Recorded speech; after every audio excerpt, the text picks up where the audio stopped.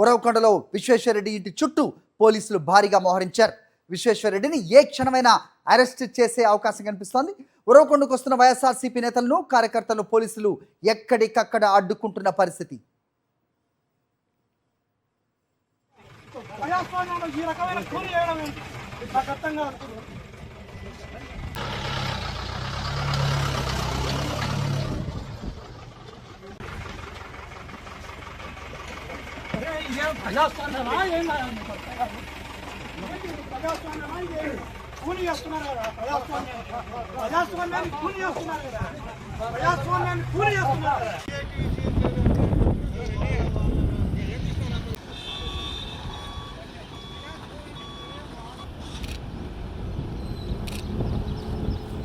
అనంతపురం జిల్లాలోని ఉరవకొండలో ఉద్రిక్త వాతావరణం కనిపిస్తోంది. మాజీ ఎమ్మెల్యే విశ్వేశ్వరరెడ్డి చేపట్టిన ధర్నాకు హాజరయ్యేందుకు బయలుదేరిన మాజీ ఎంపీ గోరంట్ల మాధవ్ను పోలీసులు అరెస్టు చేశారు. గోరంట్ల మాధవ్ను బలవంతంగా లాక్కెళ్లారు పోలీసులు. పెనుకొండలో మాజీ మంత్రి శంకర్ నారాయణ కూడా హౌస్ అరెస్ట్ చేశారు. మంత్రి పయ్యావుల కేశవ్ భూ అక్రమాలకు వ్యతిరేకంగా నిరసన చేపట్టారు. మాజీ ఎమ్మెల్యే విశ్వేశ్వరరెడ్డి ఉరవకొండలోని విశ్వేశ్వరరెడ్డి ఇంటి చుట్టూ పోలీసులు భారీగా మోహరించారు. విశ్వేశ్వరరెడ్డిని ఏ క్షణమైనా అరెస్ట్ చేసే పరిస్థితి కనిపిస్తోంది.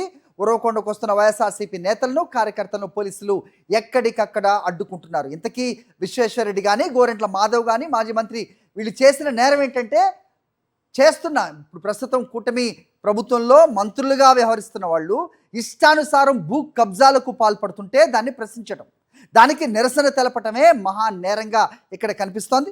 మాజీ ఎంపీ మాజీ పోలీస్ అధికారి గోరంట్ల మాధవ్ని ఏ రకంగా నెట్టుకెళ్తున్నారో చూస్తున్నాం మనం. మరోవైపు విశ్వేశ్వరరెడ్డిని కూడా కాసేపట్లోనే అరెస్ట్ చేసే పరిస్థితులు ఉన్నట్టుగా కనిపిస్తోంది. ఒకంత ఉద్రిక్త వాతావరణం కనిపిస్తోంది. ఉరవకొండలోని సిచ్యువేషన్ మీకు ఎప్పుడెప్పుడు అప్డేట్స్ మీకు అందించే ప్రయత్నం చేస్తున్నాం. భారీగా పోలీసులు మోహరించారు. మాజీ ఎమ్మెల్యే విశ్వేశ్వరరెడ్డి ఇంటి చుట్టూ కూడా పెద్ద ఎత్తున పోలీసులు ఉన్న పరిస్థితి మనకు కనిపిస్తోంది. ఆయన్ని అరెస్ట్ చేసే అవకాశం ఉన్నట్టుగా కూడా అప్డేట్ చూస్తున్నాం.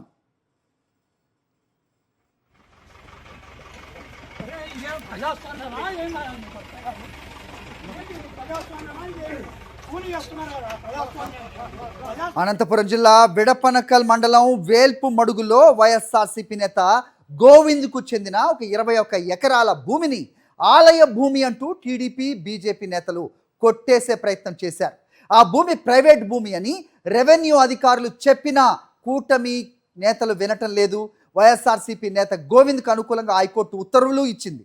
అయినా కూడా కోర్టును లెక్క చేసే సంస్కృతి ప్రస్తుత కూటమి సర్కారుకు లేదు అనేది ప్రస్తుతం తాడిపత్రి నుంచి ప్రస్తుతం ఇక్కడ ఉరవకొండ వరకు ఇదే పరిస్థితి మనకు కనిపిస్తోంది. వెన్నుపోటు పార్టీ నేతలు పట్టించుకోవట్లేదు. దీనికి నిరసనగా ఉరవకొండలో ధర్నాకు పిలిపించారు వైఎస్ఆర్సీపీ మాజీ ఎమ్మెల్యే విశ్వేశ్వరరెడ్డి.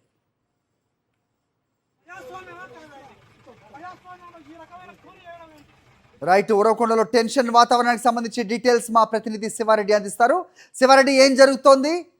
ప్రస్తుతం అక్కడ విశ్వేశ్వరరెడ్డిని కూడా అరెస్ట్ చేస్తారనే వార్తలు వస్తున్నాయి. పెద్ద ఎత్తున పోలీసులు మోహరించారని తెలుస్తోంది. మరోవైపు మాజీ ఎంపీ గోరంట్ల మాధవ్ని ఏ రకంగా ఈడ్చికెళ్తున్నారో కూడా విజువల్స్లో కనిపిస్తోంది.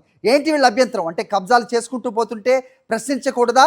నిరసన తెలిపే హక్కు లేదా? ఏం జరుగుతోంది అక్కడ? ఎందుకంటే మంత్రి పయ్యావుల కేశవ్ ప్రాతినిధ్యం వహిస్తున్న ఉరవకొండ నియోజకవర్గంలో ఒక హై టెన్షన్ వాతావరణంలో కనిపిస్తుంది. ఎందుకంటే మరి కాసేపట్లోని వైఎస్ఆర్ కాంగ్రెస్ పార్టీ సమన్వయకర్త మాజీ ఎమ్మెల్యే విశ్వేశ్వరరెడ్డిని అరెస్ట్ చేసేందుకు భారీ స్థాయిలో పోలీసు బలగాలు మోహరించిన పరిస్థితి కనిపిస్తుంది. వాస్తవానికి టీడీపీ కూటమి అధికారంలోకి వచ్చిన తర్వాత మంత్రి పయ్యావుల కేశవ్ ఆ బాధ్యతలు స్వీకరించిన తర్వాత ఉరవకొండ నియోజకవర్గంలో వైఎస్ఆర్ కాంగ్రెస్ పార్టీ నేతలు కార్యకర్తల భూములను టార్గెట్ చేస్తున్నారు, ఆస్తులను టార్గెట్ చేస్తున్న పరిస్థితి కనిపిస్తుంది. ఏ విధంగా సరే వాటిలో వివాదాన్ని క్రియేట్ చేసి రాజకీయంలో లబ్ధి పొందాలి. ఎందుకంటే పార్టీ మారితే ఓకే, లేకపోతే వైఎస్ఆర్ కాంగ్రెస్ పార్టీలో కొనసాగితే ఖచ్చితంగా మీ భూములు లాక్కుంటామన్న సంకేతాలను మంత్రి పయ్యావుల కేశవ్ వర్గీయులు ఇస్తున్న వాతావరణం కనిపిస్తుంది. ఈ నేపథ్యంలోనే వేల్పు మడుగులో గోవింద్ వైఎస్ఆర్ కాంగ్రెస్ పార్టీ సీనియర్ నేత గోవింద్కి సంబంధించిన 12 ఎకరాల భూమికి సంబంధించి ఆలయ భూమిని టీడీపీ నేతలు బీజేపీ నేతలు వివాదం సృష్టిస్తున్న నేపథ్యంలో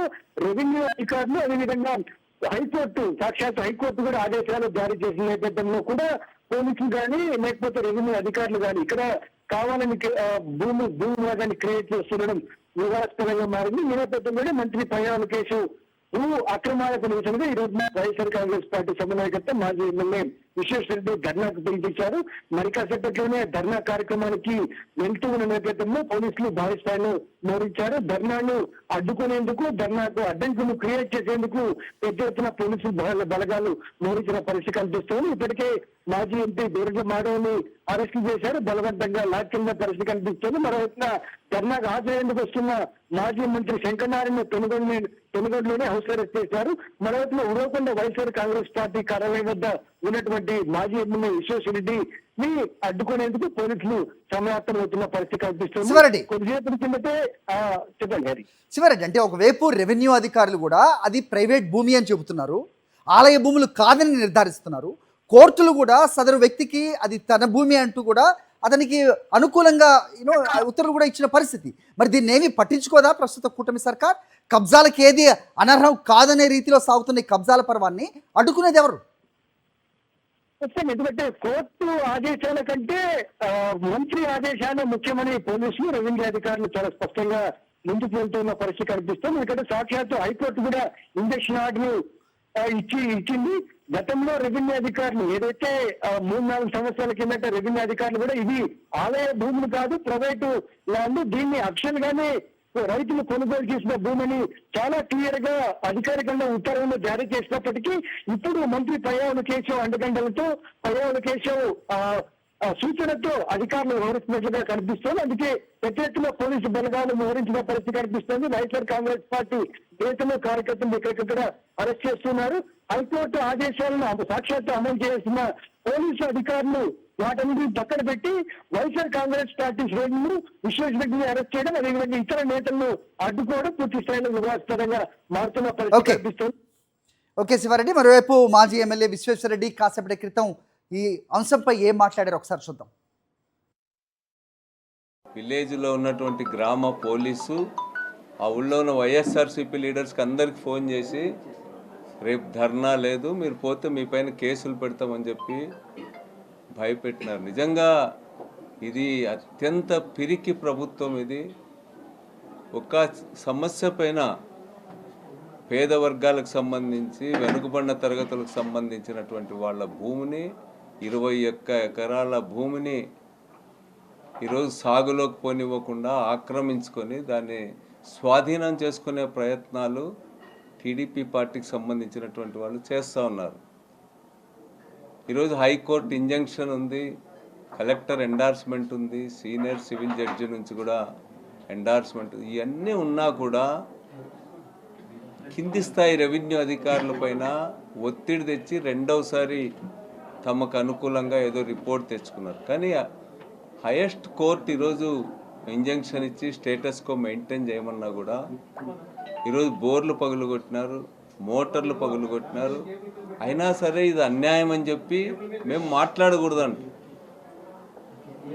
కనీసం మోటార్లు పగులుగొట్టి, పైపులు పగులుగొట్టి లక్షలాది రూపాయలు నష్టం చేసినటువంటి వాళ్లకు కేసు కూడా పెట్టరు, ఎఫ్ఐఆర్ కూడా పెట్టరు.